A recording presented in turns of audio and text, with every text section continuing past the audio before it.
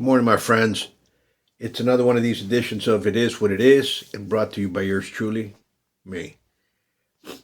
We haven't had one in a couple of weeks. We've been moving and doing a couple of other things, and many questions were asked, and many videos were asked, and there's a couple of questions that kind of go together.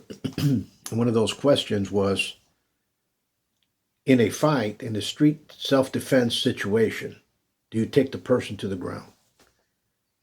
Number one, I'm going to tell you, no, you don't. You don't go to the ground. It's a last resource. It's a resource that you want to put in the very, very back burner. In fact, to take it off the stove, period. In self-defense situations, you have to realize that if you go to the ground, you always have to understand that there's a third, fourth, fifth assailant that comes inside. It's called a frenzy. I've always talked about that frenzy. Once that starts, it's very hard to stop. You can see it in mob violence. You can see it in gang violence. And you will see it when somebody goes to the ground. They sent me a video of just that thing. They said, what would you do in a situation like this? And this video was of a street festival. It looks like if it's in Puerto Rico and Dominican Republic or something to that bit. And they said that it occurred during the New Year's celebrations.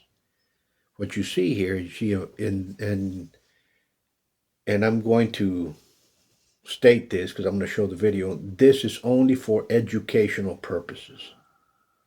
Okay, the video is very, very violent, and the video shows exactly what happens to a person that is taken to the ground in the street. Okay, there are multiple assailants, and I don't know what the outcome is because I only got a clip of that video, but it's a dangerous situation. Now I'm going to break it up into several things. One, the way you train,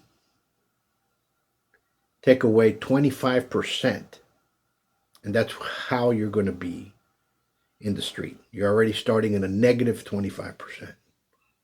Okay, so the way you train on the mat, and that's your 100% in your training days, minus 25%. That's how it's going to be in the street. Number one, that's a rule. I was told this rule a long time ago by two different individuals from two different continents. And there were individuals that had been around both in the security field and also in street elements, and as well as in the martial arts element. Well, in the video, the clip that you see people taking one person had one in the ground, and you had assailants kicking and hitting the person. Okay? Now that's going to happen automatically in the street. You better understand that that's going to happen. People say, no, it's not going to happen. It's not going to happen. It's not going to be with me. I was told that it doesn't occur. Believe me, in the street, that's what's going to happen. Now, in a self-defense situation, there's something called disparity of force. And understand that, okay? And disparity of force, I'll get into it later on in another video, and I'll talk about that. But when you take somebody to the ground and you have multiple opponents hitting them, the disparity of force is there. That person that's getting hit can use lethal force to defend themselves in most states across the nation. Okay? You have to understand that. Now, the disparity of force that you see here is 2 and 3, 4 people hitting the one person in the ground. It's unfortunate that occurred, but fights like that occur all over the world. Okay? What can you do about it? You have to, when you go to, I say this, and I repeat it, it's who you hang around with that's going to back you up. Because if the people that were holding on to the cell phone while you were getting beaten up and mauled in the ground are the ones you were with, pick the wrong friends. So you have to have, and you have to be around people that are going to back you up if that's what you're looking for.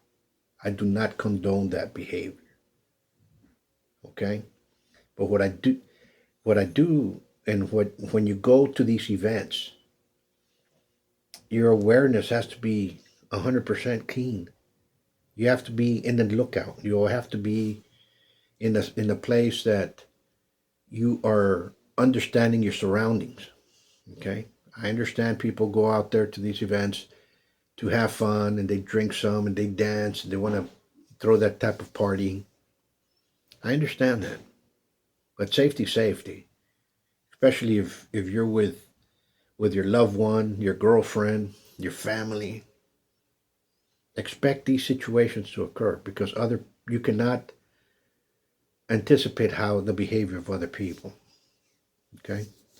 So to the question is, would I take somebody to the ground? No. No. The ground is the last resort in a self-defense situation. Okay? But I love all martial arts, and I hope people that train in every different martial art understand and they have a concept of what reality is, because the street is very dangerous. And when you go into those type of situations, when you have multiple attackers against one, somebody may get killed, maimed, or hurt. Period. Okay. I hope you all enjoy this, and remember again, this is just for educational purposes only.